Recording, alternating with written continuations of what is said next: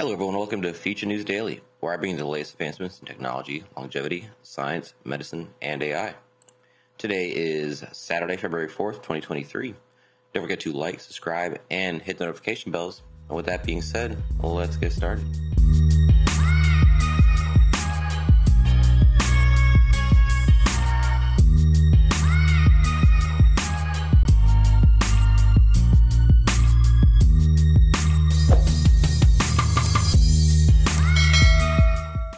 First up today, this is a first. Scientists grow artificial skin into the shape of a human hand in major scientific breakthrough. So for those of you looking, of course, you're already seeing this video played. Here is the skin being pulled off of the mold here. I'm not sure what the purpose of it is, but I'm sure we're going to find out very soon. So bioengineers from Columbia University have 3D grown artificial skin that can be transplanted directly onto the body. So I guess for like skin grafts and things, this could be quite useful. The development is a breakthrough for skin grafting technology, which up until now has only been produced in flat sheets. While flat sheets work for transferring skin onto smooth body parts, they aren't ideal for more oddly shaped areas like the hands. Three-dimensional skin constructs that can be transplanted as biological clothing would have many advantages. They would dramatically minimize the need for suturing, reduce the length of surgeries, and improve aesthetic outcomes. So how does it work? The process begins with a 3D scan that's performed on the body part which requires the graft. Once that is complete, the scan is used to create a hollow, life-size model of the part. Next, the outside of the model is seeded with skin fibroblast cells, collagen, and keratinocyte cells. Meanwhile, the inside is perfused with growth media that help to nourish the cells on the outside. After the cells have grown into the skin, the 3D graft is placed over the body part for which it was made. The researchers' process, which takes up to 3 weeks, is essentially the same as skin grafting, except for 3D modeling. To test out the method, researchers constructed a 3D skin for mice's body parts. Quote, "It was like putting a pair of shorts on the mice," said Abachi. The entire surgery took about 10 minutes. However, because a mouse's skin biology is different from a human's, the team plans to test the method on other animals. And while more research is needed to be conducted before the process can be tested on humans, the findings are promising for burn victims and others. So that's very positive. So things to look forward for this. So this is going to be the first thing, of course, being that it's a hand. I'm sure they're going to be doing this with any other potential, oddly shaped body part, or as far as the skin goes. Yeah, this is going to have many, many use cases, affect people immediately, and as you heard from them, so this is a really short, not really invasive surgery, about 10 minutes to just put this thing right on. So, very, very good. Next up, Aramco-Backed Insilco opens new lab to extend human life. Insilco Medicine, the Hong Kong-based Aramco-Backed health technology company, opened its 8th global laboratory this week in Abu Dhabi's Masdar complex. The lab aims to support Middle East efforts to find new drugs that prolong human life. Quote, "My hope for the region is that it realizes it can be a big player in drug discovery," Insilco Medicine's CEO Alex Ronkov told AGBI. Quote, "The Middle East have never developed a drug that is being used all over the world. It's not Switzerland or the US or the UK. There's no culture of pharmaceutical drug discovery here. But using AI and robotics, it can leapfrog that cultural and industry gap." So they could do it from a technological standpoint. I wonder what the cultural gap is how it's gonna show up, because if you don't have a culture of taking medication like that, that's not an easy thing to get into, and especially based on the demographics. Once you get to a certain age, you're just not going to change something like that about yourself on such a big degree. Especially, you really shouldn't know, from a biological standpoint, because your body's not used to all these drugs, and it can actually shock you. I mean, I've heard about that, having detrimental effects on some people who weren't used to having all these synthetic drugs in their body. Did not end up very good. So anyway, our hope is that Insilco is seen as a useful player in the region should governments become serious about drug discovery, and once they start selecting the most impactful companies to work with, they'll pick us.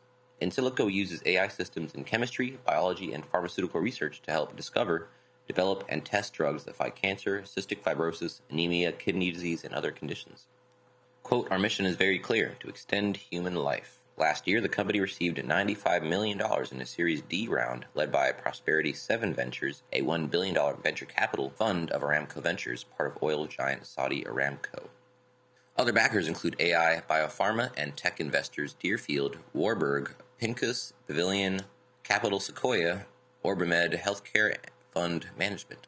Pharma firms using Insilco software in their own research and development include Sanofi, which Insilco signed a $1.2 billion research collaboration deal in November. In January, Insilco announced positive results from the Phase 1 clinical trial of an AI-designed drug for idiopathic pulmonary fibrosis, a lung disease. It is the first AI-discovered drug to be entered into clinical trials, and Phase 2 trials will start this year. Globally, the market was valued at about $900 million in 2021 and is expected to grow at a compounded annual growth rate of about 29% to reach $9.1 billion in 2030, according to Grand View Research. So Insilco plans to grow its Abu Dhabi team from 40 people, 90% of which are scientists, to 70 this year. It has already snapped up what Zavarankov calls AI refugees from Ukraine and Russia, talented individuals who no longer want to live in their countries. Quote, people who know how to work in this area are extremely rare.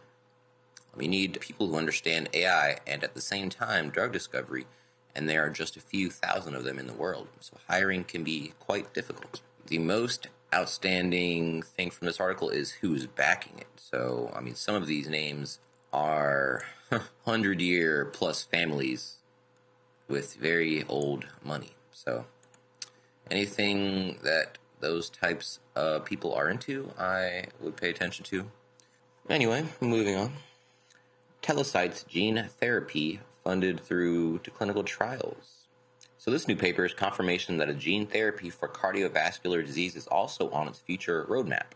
Telocyte has long been seeking fresh investment to move its Alzheimer's therapy towards clinical trials, so he caught up with founder and president Dr. Michael Fossil to find out more. Quote, ultimately, all age-related diseases are our targets, and luckily, we now have an investor who sees exactly that sort of potential, he says.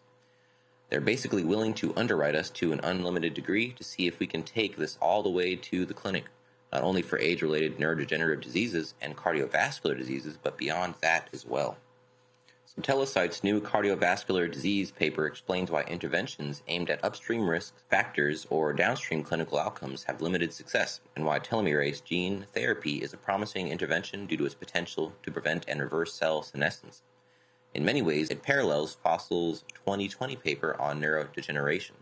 When we look at neurodegeneration diseases, we tend to separate them, but the truth is clinically they tend to overlap, and the same is true regarding age-related cardiovascular disease. The reason is we end up with one specific disease or another because we start in a different place genetically and epigenetically. Rather than looking at cardiovascular disease outcomes or how they start, Fossil believes the key lies in the central process, cellular aging. Quote, cell aging essentially takes all the inputs, the upstream genetic induction factors, and explains why it is that they result in the downstream outcomes. We should be addressing the central issue, which is cell aging, because it is more likely to be able to give us an optimal point of intervention clinically, one that can not only slow the outcome, but stop it and reverse it. So there are two key reasons why Fossil believes a telomerase gene therapy holds potential in age-related disease, or one philosophical, the other practical. The philosophical issue is, can you construct a model that makes sense and explains all the current data? For example, we know that there is mitochondrial dysfunction in aged cells. Is that a primary cause of telomere shortening, or is it secondary to the telomere shortening? We have a model that suggests it's secondary, and our model is consistent. It explains all the known data and has been predictably valid as well, which is nice. For example, it explained ahead of time what the outcome would be in the lecanemab trial, don't know what that is, and why it should happen that way. But the main practical reason he believes in the potential of Telocyte gene therapy is that it actually works so far. We showed some 25 years ago that we could reverse aging in human cells in the laboratory, which increased mitochondrial function, improved DNA repair, and so on. This has been repeated in the last 2 years or so we know that we can do this in tissues and organisms too. But can we do it in human patients? That's really where we are today. A good, logical, consistent theory is excellent, but until you take it to human trials, that's all it is. because human data trumps theory every time. So we'll have to wait and see. So stay tuned for data on, or info on, human trials, I suppose. And last up for you guys, 5 antioxidant-rich foods to reduce inflammation and delay aging. And inflammation is one of the key factors to a lot of diseases, so very important. So antioxidants are a must in your body as they fight off free radicals, resulting in reduced body inflammation and delayed aging process. When high in levels, these free radicals can cause harm to you. They can lead to multiple fatal illnesses such as diabetes, heart disease, and cancer.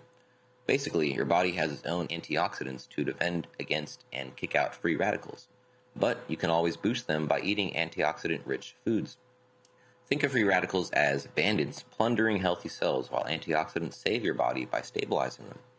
Antioxidants can be found in healthy foods and maybe contribute to the process of preventing and slowing damage to your cells that is caused by free radicals, referring to unstable molecules helping the body in producing reactions to environmental and other pressure. Moreover, antioxidants help with the process by neutralizing the damage with the provided essential nutrients like vitamins A, C, and E, and other vitamins, including minerals, copper, zinc, and selenium. With their healthy function in the body, antioxidants can boost your overall health, primarily by reducing inflammation in the body and slowing down aging. They protect tissues from damage against reactive oxygen species and other free radicals, resulting in fewer infections or injuries. They can also prevent and slow damage to cells, ultimately being one of the keys to achieving healthy longevity. Antioxidants can potentially delay aging as free radicals also damage your DNA, so they can help slow down the signs of aging on the skin. So the top of the list is avocados, no surprise there. This fruit is amazing for so many aspects of your health and for anti-aging. They're a good source of antioxidants, vitamins, minerals, and monounsaturated fatty acids that are the good type. So while avocados are jam-packed with numerous essential vitamins, their vitamin E source is the best one in achieving younger-looking skin. Vitamin E found in avocados helps protect your skin from sun exposure and other environmental damage, contributing to premature aging. Number 2, fatty fish. So fatty fish has long-chain omega-3 fats that are beneficial against heart disease, inflammation, and many other health issues. Omega-3 fatty acids are found to be associated with a robust skin barrier and may contribute to decreasing inflammation that damages the skin. One of the most common types of fatty fish around is salmon. It has added beneficial aspects in supporting your skin's health, with its carotenoid antioxidant content called astaxanthin, which is responsible for the pink color of salmon. Salmon can synthesize collagen and elastin, smooth deep wrinkles and crow's feet around the eyes, and mimic wrinkles. It can also increase skin density, elasticity, and firmness. So one research study conducted a method where people with sun-damaged skin were asked to use a combination of astaxanthin and collagen for 12 weeks. In the end, the researchers found the participants experienced significant improvements in skin elasticity and hydration. However, the gap in the research occurs as the root of the positive effects is unidentified, whether it came from one or the other. Number 3, walnuts. Of course, I have talked about that as well here before. Number 4 being extra virgin olive oil. Number 5 being green tea. Super, super good for you. Yeah, so you should make a list of these, honestly, stuff to put on your fridge. So green tea is quite rich in antioxidants called polyphenols that help fight free radicals in the body. What do we got for extra virgin olive oil? One of the healthiest oils. It is, of course, high in antioxidants, reduces inflammation, also helps against type 2 diabetes, certain types of cancer. Around 73% of extra virgin olive oil is monounsaturated fats, which is a quite healthy option. Yeah, that's pretty much that. The bottom line, at the end of the day, aging is inevitable. We may be able to delay it, but sooner or later, our body will experience its signs. Antioxidants can only help us further enjoy a quality of life while we get older each year. If you're thinking of ensuring to get an adequate level of antioxidants, eating avocados, fatty fish, walnuts, and extra virgin olive oil, and drinking green tea are the best way to go. Many health experts recommend regularly consuming them to keep your health in check. The goal is not just to reduce the physical signs of aging, but rather to improve your overall wellness, including better cognitive function, fewer sick days, and stronger bones. Achieving longevity comes with better health because just breathing is not an ideal state when you reach 80. It is more about having longer years of life when you can still do a lot of things with minimal medical conditions. Alright, well that's the last article I have for you today. Don't forget this video is for educational purposes only. I will never recommend any investments, solicit your time or money, attempt to contact you on any other platform, or own any rights to the information within this content. With that being said, thanks for tuning in, and I'll see you in the next one.